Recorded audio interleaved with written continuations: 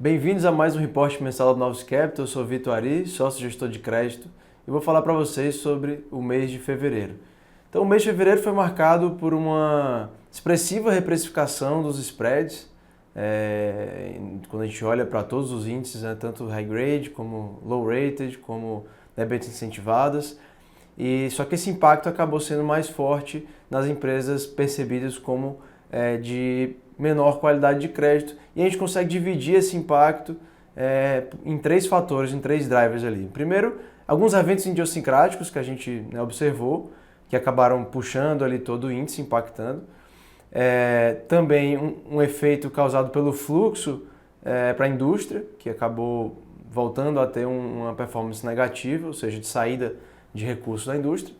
E também uma maior expectativa de aumento de oferta de papéis ali no mercado primário. Então a gente vai falar um pouquinho sobre esses três fatores. Primeiro, no mercado primário, apesar de que ainda olhando o mês de janeiro e fevereiro, a gente não vê nenhum volume tão expressivo, principalmente comparado com os meses anteriores, mas isso já é esperado, dado a própria sazonalidade desses primeiros meses do ano ali, que tem um pipe um pouco menos aquecido. Mas o que importa realmente é o que a gente já tem de pipeline sendo construído. Quando a gente olha de pipelines já certos ali para os próximos meses, a gente vê um pipeline robusto, e isso mostra que o mercado vai ter ainda mais uma oferta relevante ali de papéis, e ao ter essa oferta, isso divide a atenção e divide a demanda ali, né, por parte dos fundos e dos investidores, e isso acaba pressionando um pouco mais o mercado secundário quando a gente pensa de expectativa daqui para frente. Então vai ser muito importante acompanhar como que vai ser absorvido essas emissões, principalmente que a gente está vendo emissões de volumes expressivos, com taxas ainda apertadas e com prazos bem longos. Então vai ser importante entender como que vão performar ali os books dessas emissões. E aí, entrando no movimento que a gente viu no mercado secundário, a gente viu que o índice de debêntures high grade teve uma abertura de 30 basis points ali, chegando a CDI mais 2,48. Então esse patamar médio, né, chega a patamares mais próximos de níveis que são interessantes e que a gente vê mais próximos de uma média histórica, de patamares melhores de carrego ali para a performance dos fundos, inclusive, mas ainda com uma assimetria muito grande entre os nomes, né? Então a gente vê que os nomes de maior qualidade continua muito pressionado, continua com os spreads muito apertados, e você tem alguns nomes ali que tiveram pioras de qualidade de crédito puxando esse índice para cima. No mês a gente teve uma abertura bem mais expressiva na parte low rated, ou seja, empresas que têm uma pior qualidade de crédito. Essa abertura foi de quase 60 basis points, chegando a CDI mais 6,40. Então a gente vê que de fato a parte de empresas mais arriscadas ali puxou, né, o índice de forma geral. E na parte de debêntures de infraestrutura, as debêntures incentivadas, a gente, né, teve mais uma pernada, mais um movimento ali de abertura relevante de 38 bases, voltando para o campo de spread positivo. Lembrando que a gente saiu lá de junho de 2025, pré-anúncio de MP 1303, que seria aquela MP que ia mexer com a tributação dos ativos de renda fixa. A gente saiu de um spread positivo de mais de 50 bases e a gente veio para um spread de menos 50 bases, então a gente teve esse fechamento muito expressivo. Depois caducou a MP, então acabou que não aconteceu. Esse spread voltou todo ali para um campo positivo. Na verdade não chegou a voltar para o patamar que a gente estava antes de B mais 50, mas voltou para o campo positivo. E aí depois você teve toda aquela questão de uma grande entrada de liquidez, grande entrada de recursos no mercado, por parte do pagamento do FGC, né, relacionado aos credores do Banco Master, que foram 41 bilhões, né, de novos recursos ali voltando para a mão dos investidores. Então, isso acaba pressionando ali, trazendo uma maior alocação nos fundos, que, de novo, pressiona a compra dos ativos, e trouxe esse patamar de spreads para um campo negativo mais uma vez, voltou para menos 32 bases, e agora nesse mês a gente vê ele subindo de novo para um patamar positivo. Então a gente tem visto uma maior volatilidade nesses spreads incentivados, coisa que até junho de 25 a gente não via.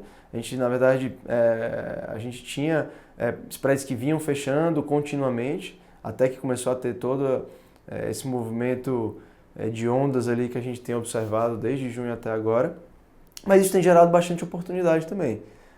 Isso tem gerado algumas oportunidades de fazer alocações um pouco mais táticas e conseguir surfar essas idas e vindas ali das debêntures incentivadas. E aí, o que impactou também ali o mercado, né, de forma mais idiosincrática foram alguns nomes ali como Raizen, CSN, Apvida.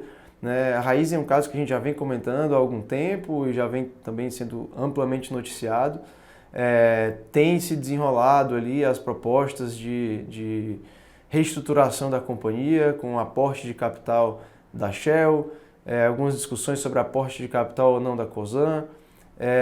E dentre essas discussões sempre tem a pauta que ainda não está definida sobre uma possível renegociação da dívida. Acho que esse é o ponto mais importante ali, né, para os credores, o que acaba trazendo essa maior volatilidade para os spreads da Raizen. Então, nessa renegociação das dívidas, se espera que pode acontecer um haircut da dívida, ou seja, o credor pode receber menos do que o valor que foi contratado ao comprar aquele ativo, e isso tem impactado de forma vertiginosamente ali os spreads da Raizen. Ao impactar a Raizen, acaba tendo um impacto de segunda ordem em empresas que têm um perfil, né, também um pouco mais alavancado ou com dificuldades operacionais. Então a gente viu também outras empresas sofrendo ali algumas aberturas de spread no mês de fevereiro, a gente viu o CSN sofrendo, a gente viu também a Apvida sofrendo ali uma abertura expressiva de spreads também. E todos esses movimentos ali de aberturas dados a companhias específicas acabou impactando as carteiras dos fundos. Ao ver a performance negativa ali de alguns fundos, isso pressiona o investidor, né, a ter um movimento de resgate, então a gente tem uma mudança de fluxo da indústria, a indústria que vinha captando e tendo fluxo positivo, teve essa virada e teve fluxo de saída. Ao ter fluxo de saída, imediatamente a gente vê esse impacto nos spreads também, então a gente vê que esse fluxo de venda acaba pressionando para uma abertura adicional ali de spreads, e foi isso que acabou também sendo um dos motivos, né, desses movimentos que a gente viu em todos os âmbitos das debêntures ali, né, de uma pior performance nesse mercado. Também colocando em paralelo isso com aquela questão que eu falei sobre o mercado primário está tendo, né, um aquecimento também, e isso pressiona pelo lado da oferta. A gente acha que por conta desses movimentos a gente ainda vai ter a gente ainda enxerga uma volatilidade, talvez até uma pressão de abertura de spreads, né, por conta desses fatores todos, mas pelo seguinte motivo de os fundos da indústria de forma geral estarem com nível elevado de caixa, tá com um posicionamento mais defensivo e esse nível de gordura ali de caixa, né, desde algum tempo já, isso tende a amortizar um pouco desse impacto. Então a gente acha que esse movimento não deve ser tão duradouro, nem tão expressivo, porque mesmo que você tenha um fluxo negativo para a indústria, você tenha resgates acontecendo, tem uma boa camada de liquidez dentro dos fundos que consegue absorver parte desse movimento. E aí, falando um pouquinho mais da performance dos fundos, né, primeiro no renda fixa ativo isento, nosso book de crédito, apesar dessa abertura do índice ali de quase 30 bases, conseguiu entregar um retorno positivo, então mostra que existe essa disparidade ali entre os movimentos, né, do que a gente vê dentro do índice. Então, por ter uma carteira mais defensiva, por ter uma carteira que está alocada priorizando ali uma melhor qualidade de crédito, a gente conseguiu não ser impactado, né, não sofrer tanto com essa abertura de spreads e até entregar uma performance ali positiva para o nosso book de crédito.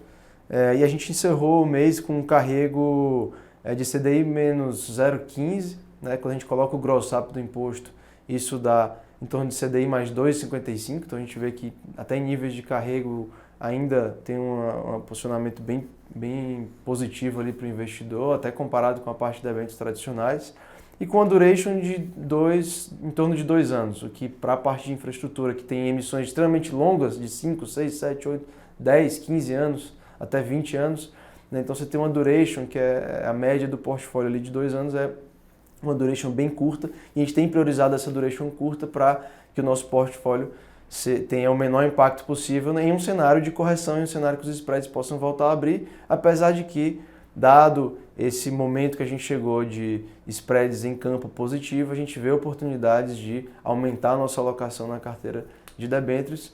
Lembrando que a gente vem aproveitando esse tempo que tem de enquadramento, né? Você tem um prazo de 2 anos para enquadrar os 85% comprado em debêntures, como a gente ainda tem até setembro para fazer esse enquadramento, a gente tem aproveitado esse tempo para fazer alocações de formas até mais táticas ali e conseguir aproveitar bem esses movimentos de mercado, mas tem feito esse aumento de alocações mantendo uma duration mais curta, ou seja, dosando ali a quantidade de risco que a gente está tomando, principalmente para uma possível reprecificação dos spreads.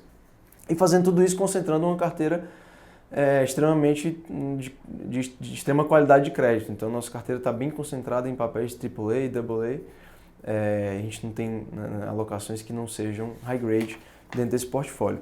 E no novos créditos high grade, também teve um mês pressionado ali por essa abertura de spreads e até assim, em conjunto com o carrego que já vem um pouco mais aguado, a gente está com um carrego de CDI mais 1,3, mas a gente tem priorizado também a liquidez, tem priorizado um caixa mais robusto e uma alocação em empresas de melhor qualidade de crédito. A gente entende que é o que o momento pede, a gente não quer fazer alocações em grandes cases ali que possam ter um nível de spread mais alto, mas que a gente possa tomar um risco de crédito não desejado. Então, a gente hoje está com esse nível de carrego de 1,3 e uma duration em torno de 1 ano. Então, bem curta também a duration, com uma posição de caixa bem robusta. A gente encerrou o mês com 32% de caixa e uma carteira extremamente high grade também, bem mais concentrada em ratings AAA, AA.